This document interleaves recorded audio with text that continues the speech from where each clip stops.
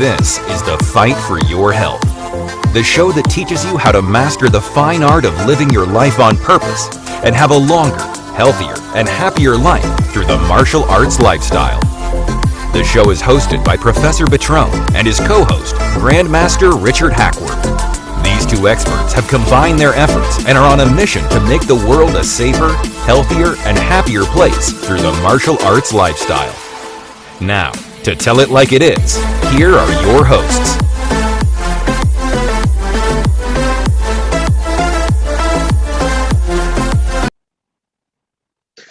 Well, hello everyone. Thank you and welcome to the Fight for Your Health TV show. I'm Richard Hackworth here with my co-host, Professor Buitron, famous for his Gloves Off show. And we have a special guest today. And Professor, if you could introduce our guest. Sure. It's a brother from another mother, and I'm going to say it that way because there's a lot of things in common. And it's funny to see that across the big pond of the Atlantic Ocean, people, martial artists, kind of think alike, and it's wonderful to see that. And his name is Sifu Fanning. Brother, how you doing? You doing good? Thank you. Thanks for having me here. Yeah, doing really good. Typical Irish weather at the moment. It's raining outside, and it's good to be inside and talking to you guys. And of course, Richard telling me how sunny and warm it is in Florida doesn't help. But yeah, good to see you guys. Well, you know, Texas is not that far off. Texas since May to right now. Yesterday started raining, but Wow. we've been over 100 degrees every day, so that's over 40 for you guys. Okay, I'm moving there next month. Yeah, We'd love to you're have welcome to Florida too. Oh, yeah. But we're going to touch base on the conditioning and the health benefits of martial arts. A lot of people have always seen that especially with the Oriental arts, and we're going to touch base more on the Kung Fu side of things. And if you can kind of elaborate on the health benefits and the conditioning and all that. See. Yeah, of course. Whatever you can do. Throw the questions at me. Yeah, well, I specifically had one area of interest that I wanted to pick your brain on for our viewers, and that is about the health aspects of Qigong breathing.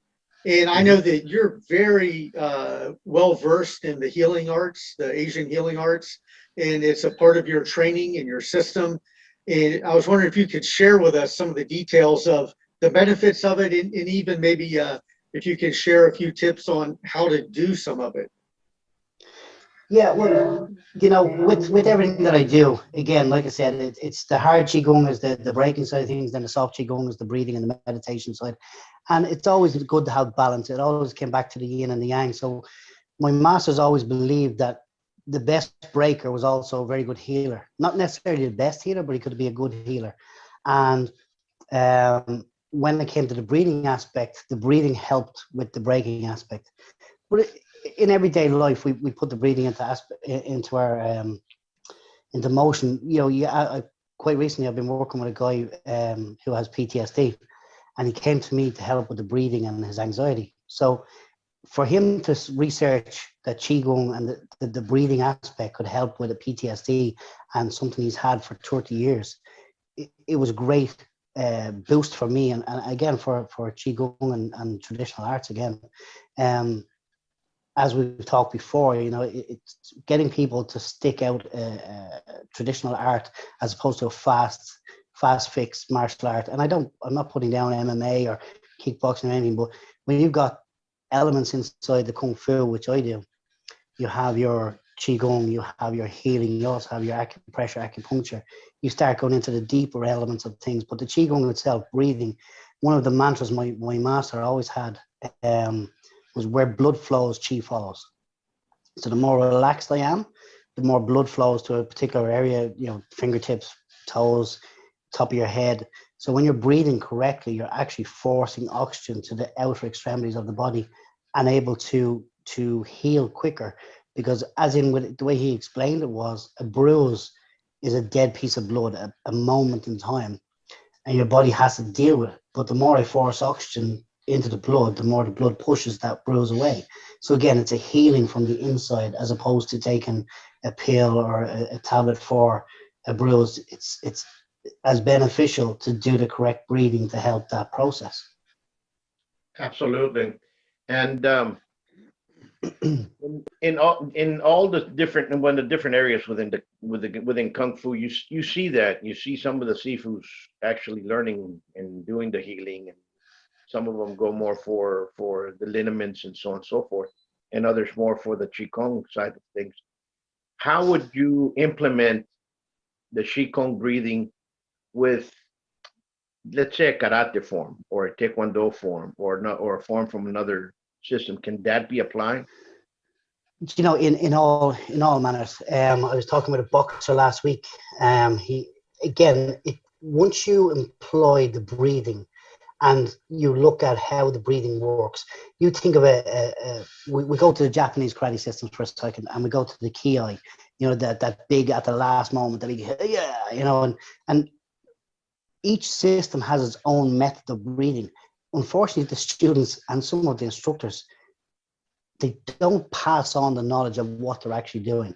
They're doing it for the sake of doing it, but they don't know why they're doing it. So that's where the Qigong and where I come in with my thing is that for me to be able to get you to break the simplest of materials that we use, which is a pine board, you must breathe correctly to penetrate from the top through the board. So with the incorrect breathing, you might get the break. With the correct breathing, you'll always get the break. So there's a difference. You know, you're taking away that element of, but again, no matter what you're doing, if you slow down a simple karate form, a simple, you know, kata, you do each breath, each movement to a breath, and your breath is as long as the movement, you've now entered into Qigong. And it is that simple. It's how it's developed and how it's given to you in its purest form. My master always said, no matter what you do, the second that I input ki into what I'm teaching, it's impure. It has to be pure. It has to be the same way it was given to me. And it's not my version, it's how it was given to me, because everybody's body moves different. It will adapt different. Some elements of Qigong will suit me better than it will suit you, and vice versa, you know. So for adaptation and bringing it into everybody's system, whether it's kickboxing, boxing, kata, you can employ the whole thing and keep it going at all times. Absolutely. Go ahead. Yeah, I was going to say that you know, the breathing aspects, even in an art that I practice, Hapkido, a lot of that was practiced at the higher ranks because they figured you were getting older and you needed it. And then in the 1980s, as an organization in Korea, they decided, well, every rank needs to do this because they can benefit from it. And it reminded me of something that my Tai Chi instructor told me, Sifu Ju, and he said that the breathing is your health care. You know, your proper diet is your health care. Your exercise is your health care. He said your insurance is your sick care, because when you use the insurance, it's already too late. You know, so to use the breathing and the other aspects as like preventative medicine to stay healthy, I think is a very valuable aspect of the training, and is something that I wish I had realized sooner, you know, that I would have taught that way from the beginning. But I think that as far as the breathing exercises go, that there's been a lot of studies that show that it strengthens your immune system as well. And people run around talking about the vaccine and all these other medications. And really the breathing would be the perfect way to start, because you have to breathe anyway. Let's just do it correctly and save lives. So if somebody was going to try to get started, Sifu, what do you recommend as their first step? You know, there's so many different ways I could say first step, because your first step is a conscious acknowledgement of, are you a nose breather or a mouth breather? Right. Nose, if you're a nose, the way it was described to me was, if you're somebody who sits with their mouth open and breathes, you're a mouth breather. So you're not using your oxygen as quickly and as beneficial as you could. A nose breather it takes a little bit longer to go through the system, and it also cools the air and it cools your system. So you're regulating. But like you said, with what's going on at the moment, I really like the way you put that with the sick care, because that is the truth. You know, your sick insurance, because you only use it when you're sick. But if you can do preventative, so we take, for instance, you get up in the morning, you stand up. Most people will give a yawn and a stretch. And that's your body trying to breathe, because you've now woken your body up. You're no longer lying stationary. You're standing. Your heart has to pump that a little bit harder. It needs to pump that blood around, and it needs that extra help of oxygen. So you yawn in an effort to pull in some extra oxygen, and you stretch in an effort to put the blood into the muscle. So you know that, and I know that as a martial artist. But how does the person who doesn't do martial art realize that? They've never been told that that's why they do it. They've never been told that's how they do it. My master, up until his death, one of my masters, sorry, up until his death, was every morning he would get up and he had a particular routine where he would put his hands up above his head, make this kind of formation at his highest point, and bring his whole energy and chi down to his right foot, do it again and bring it down to his left foot. But what he would do is, as he lifted his hands to that upward motion, he would breathe in through his nose. And then for the whole movement of coming down one side of his body was one breath outwards. So he was expelling the air as he did it. Then he would stand up and he'd do it. And he would be able to touch his palms off the floor. Like at this stage, I think he was 93. He was able to touch the floor with his palms as he did this breath, and then stand up, and he felt fresh. And the next thing he did, that was straight out of bed. He did those 2 breaths, then he'd walk straight to the toilet, and he would say that's where he expelled his negative chi. So his next thing was he'd go straight to the bathroom and expel his negative chi, because that was the toxins that had been built up overnight in his body. Right. And when you see that in boxing, and I'm going to go towards the Western side, you see that in boxing, you see that in savant wrestling, even fencing, those martial arts, breathing has a lot to do with it. I remember my trainer, Professor Richard Sela was a phenomenal athlete. He had the most knockouts ever. He transferred over. He was just a legendary figure in savant. And he was a trainer of the French team when I was part of it, back in the 90s, the whole 90s. And breathing was the main thing. He did not, you see a lot of this stuff in boxing where they throw a jab and all of a sudden you hear, well, it's fine and dandy, but a lot of those guys are actually telegraphing their punch and anything else. But what he was actually doing was, you have to breathe as you're going in there, because not only breathing is, not only, as you said, is regulating your movement and throughout your muscles and making you lax. So in other words, his training was, you have to be very relaxed while you're sparring, and you can't be tensed up, because as soon as you start tensing up with your muscles, the lactic acid starts giving in, and guess what? The oxygen goes in, so you have to be very relaxed. And the breathing was very much part of it, and it was done not so much as road work. It was done more as a sense of you being in the ring, going round after round in a physical sparring match. It was a different type of training. And I see where it's coming from, because you can see with the guys there that start breathing with their mouth open instead of breathing with their air, with your tensed up jaw, smiling for them not to crack your jaw, and you're breathing through your nose. It's a lot more difficult to do. A lot less people do it. But when you get those people that do it in an actual movement setting as that, they're a lot more relaxed at the end of the day. And with those that are sparring around with their mouth open, going, panting that type of way. I'm not talking about because they're exhausted, because they're physically getting themselves exhausted because of that reason. So just a different school of thought. But yeah, I agree with the breathing 100%. 100%. Well, Professor, I think you make some very valid points, and it is universal across the different martial systems, whether it's martial arts or martial sports. And one of the things I wanted to dig out of Sifu Fanning today was the idea that breathing is natural and that we don't need to train it, I think is false, because because of our sedentary lifestyle, sitting at desks, hunched over a computer, looking down at devices, that we don't breathe correctly, that we do have to retrain ourselves. So if you were working with a student who had the condition, and you see it all the time, I see college kids, they're hunched over like this, and they have very shallow breathing because of their poor posture and weakened neck and shoulders. What would be, as a teacher, what would be your first thing to do with them to help correct that, to help them vitalize again?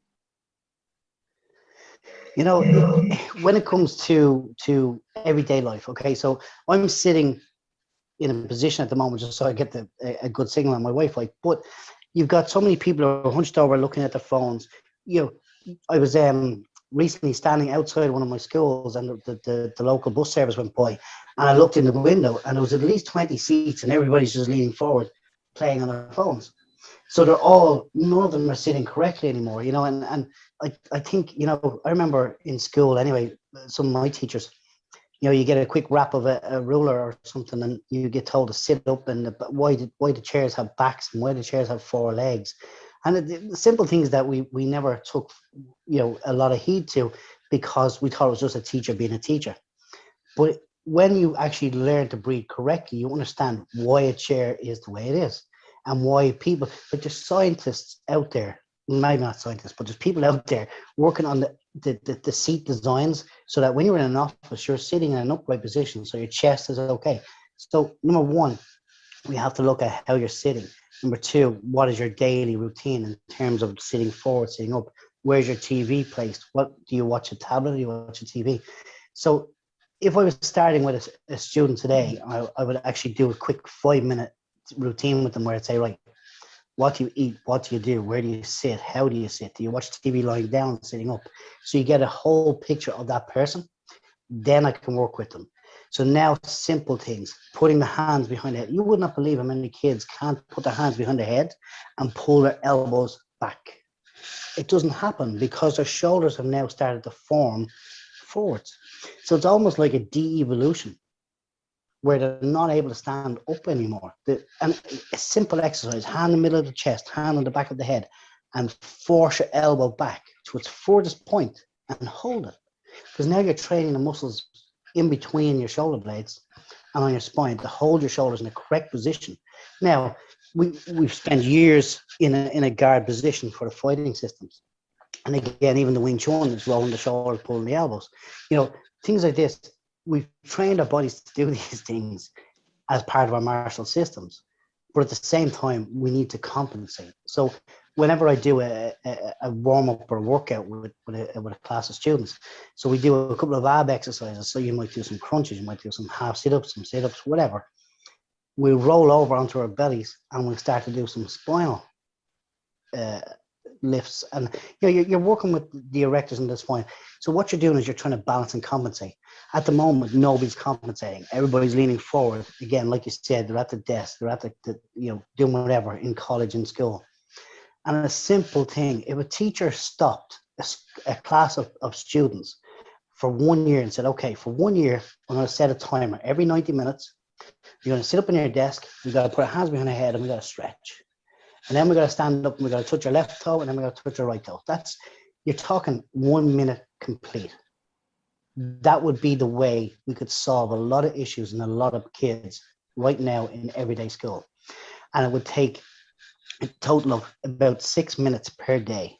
If a teacher was to set an alarm for every 90 minutes or every hour and say, right, 1 minute, we've got 20 seconds of doing this exercise, 20 seconds touching that toe, 20 seconds touching that toe, you'll also find that productivity.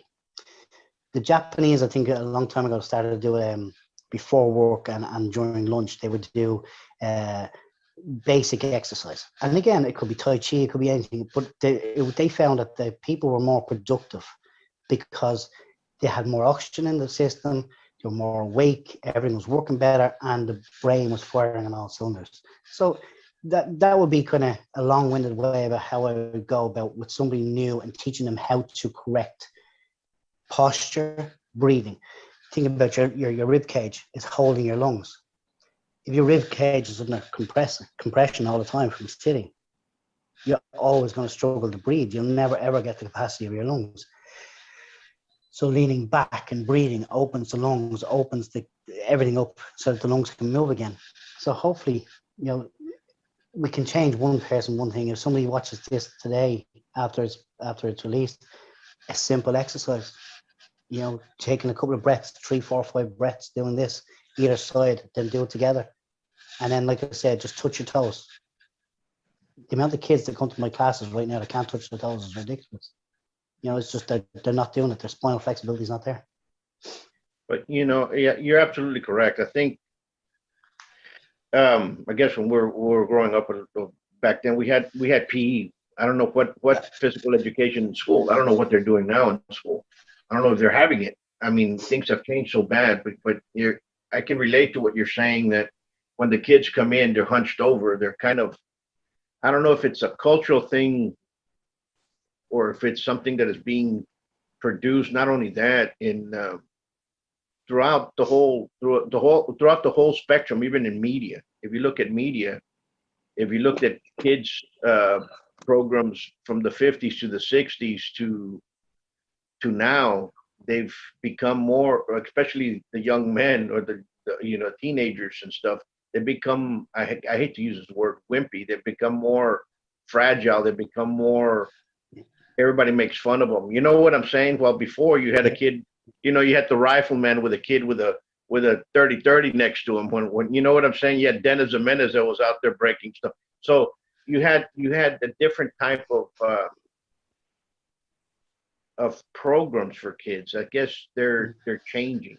I don't know if it's not only just in breathing wise or what they're doing. I think it's a whole environment that is being pushed or brought forth now. I don't know. I think, yeah, go ahead. Go ahead. I was just going to say, sorry, I know here during the late 90s into the early 2000s, we had a bit of a boom where there was more jobs, there was more money, there was more everything, and people had better lifestyles. We'd come from a country of having very little to suddenly having some of the big corporations from America came to Ireland because it was they were getting good work, they were getting good pay. But what happened was it became known as the Celtic Tiger era, and that was where the Celtic Tiger was the metaphor around the Irish people of how they came from nothing and suddenly they had houses, they had mortgages, they had good cars, they had. Okay, a lot of the stuff was through finance and through bank loans and whatever.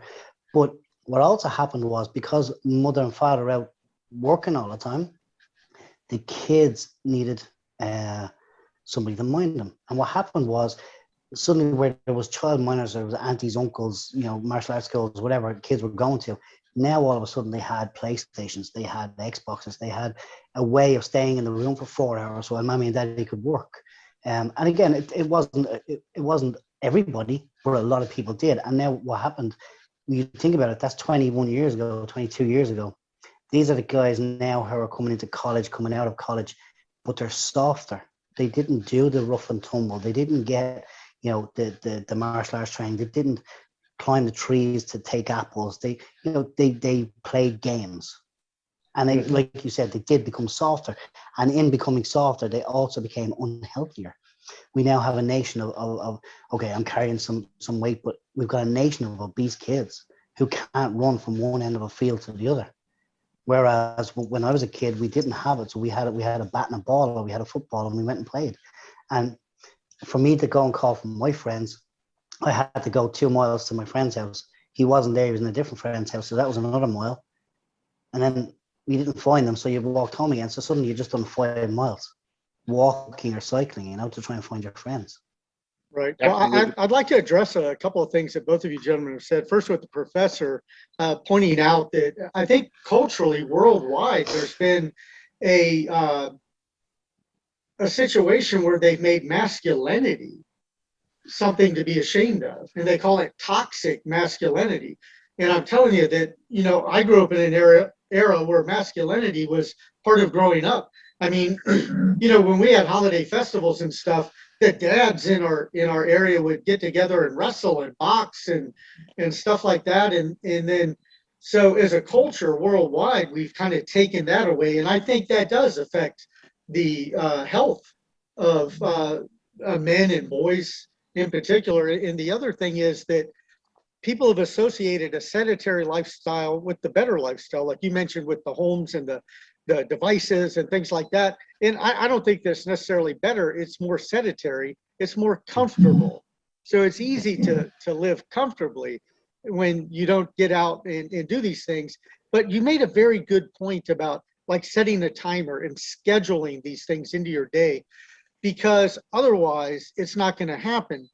And I know like even up until the 1960s and 70s, there was no real national fitness program other than gym class at school, because when you got out of school as a kid, you went home, you had a snack, did your homework, and then you were out the door to go ride bikes, climb trees, play ball with your friends for 3 or 4 hours until it got dark, and then you came home. And they don't have that anymore. Kids get on a device and they're playing video games for hours instead of riding bikes and climbing trees and stealing their neighbor's apple and stuff. And the other thing is that in other cultures, they've done this scheduling. You know, when I was at NHK Television, they did morning calisthenics, all of the employees, from the president of the company on down. And then they took walks at lunchtime. They had a garden area with a walking loop that they all would walk around at lunch. And so they built it into their company culture to do this.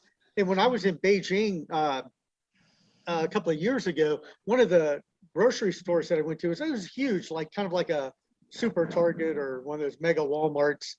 And all of a sudden there was this music came on, and you saw all the cashiers started doing these movements and stretching and doing things. And I asked what that was. And when they finished, I asked the cashier what that was. And she said, oh, every 2 hours, the music starts, and for 2 minutes, they do these exercises to stay fresh and healthy. And then they found that by giving up 2 minutes to the music and the exercise every 2 hours, increased the productivity of the cashiers, where they were more efficient, faster, and whatever. And so there's, you know, corporations spend a lot of money to discover this, and why we don't as individuals do it on our own to make sure that we're more productive, especially those of us that are self-employed. You know, we need to maximize our productivity because our families depend on us. But I think that, you know, what you said about scheduling every 90 minutes, I know I have a timer on my cell phone, on the clock on my cell phone. So I'm going to start doing that. And I thank you for the suggestion. Absolutely. That's a great idea. But, you know, American companies aren't that far off either. They did it in a different format. If you look at some of the Walmarts, if you look at some of the, we have HEB, some of the Targets and stuff, now they have instead of music, they have a fast food restaurant right there. And if you can see it, they have either something that's going to give you a sugar rush or a caffeine boost in the middle of the day. And that's exactly what happens here in the United States. They go over there and they get that big old extra large Coke, and they'll golf it down within the 10, 15 minutes if they have a little break, and they'll go back in there, and it'll give them a little boost of energy that's going to last them half an hour, maybe 40 minutes. Also, you're going to drop back down. So those programs exist, but we have taken it here in the West as let's sugar them up, and let's instead of let's produce them into a good physical adult, a person that's a little bit more healthier. Understand what I'm saying? That's what happens. Yep. Yeah, chemically stimulating them. And yeah, you're right. But I don't think that's the healthy approach. And No, as we get ready to wrap things up, I'd like to ask Sifu Fanning to kind of take a little time and share his personal practice beliefs on what the average person can do, like the tip for scheduling. I think that's a great idea. And then the other thing, I know that you have some training tips videos coming up through the World Martial Arts Congress. I'll be sharing those as well. But as far as like this type of training, are there some tips that you can leave us with that will help our viewers? So, okay, absolutely brilliant. Because one thing I do with a lot of clients is I say, okay, so you got the Sifu's 5-step program. Okay, so 5 steps, and we work this out. Now, each one is individual to the person. Okay, so a lot of people here drink instant coffee, so they must boil a kettle. Okay, so they have to boil a kettle to make the coffee. So say, okay, in that time you boil a kettle, I want you to, most kettles have a marker of how much water's in them. So I said, pick a point on that marker, and every time you boil that kettle, that's exactly where that water must be. So we say 1.5 liters, okay? So 1.5 liters, bang, that's it. Now you know what your water is. When you press start on that kettle, you must do 5 squats. Take a break for 5 seconds, do 5 squats. And by the time the kettle boils, you will have accumulated anywhere from 30, 40, 50 squats, okay? You make your cup of tea, your cup of coffee, whatever. When you make that cup of coffee, we're on to point 2. So point 1 was your squats. Point 2, when you make that cup of coffee, do you put sugar in it? If you take 2 sugars, we're going to cut that down to 1 sugar. That's point 2 taken care of. Now, do you have a biscuit, or do you have a bun, or do you have something with that? A cultural thing here in Ireland is they won't have a cup of tea or coffee without an accompanying biscuit or bun or something. Sure. So if we say, for instance, they take 2 biscuits, cut that biscuit down to 1. That's 3 points gone. Okay. Now, just doing those 3 things alone will increase your metabolism and will help you get healthier within a matter of weeks. And all you've done is you've halved that, and you've added however many squats. So we're going to pick 30 as the number. Okay. So then number 4, when you fill your plate for your dinner, you take 1 scoop of mash, 2 scoops of mash. Do you have meat? Do you have this? Do you have that? What do you drink? Do you drink a soft drink? Do you drink water? So we try and change the soft drink for water, and we take away 1 scoop of mash. Even if it is only 1 scoop of mash, you cut that scoop in half. So that's number 4. There's your 4 things. Your 5th thing then is what you have before bed. So the 5th thing before bed, what they normally say, oh, I'll have a drink, or I'll have a cup of coffee, a cup of tea, whatever. So you try and change it so it's something healthy, whether it's I try and say to them, make it a fat. So a healthy fat, a piece of avocado, a couple of nuts, something like that, if they can have nuts. Because now it's a healthy fat is the last thing in their stomach before bed, which helps them burn calories and which helps them burn fat as well. And it gives you a nice metabolism boost. So if you can do that over the course of a day, but what you've got to remember is, how many cups of coffee do they drink a day?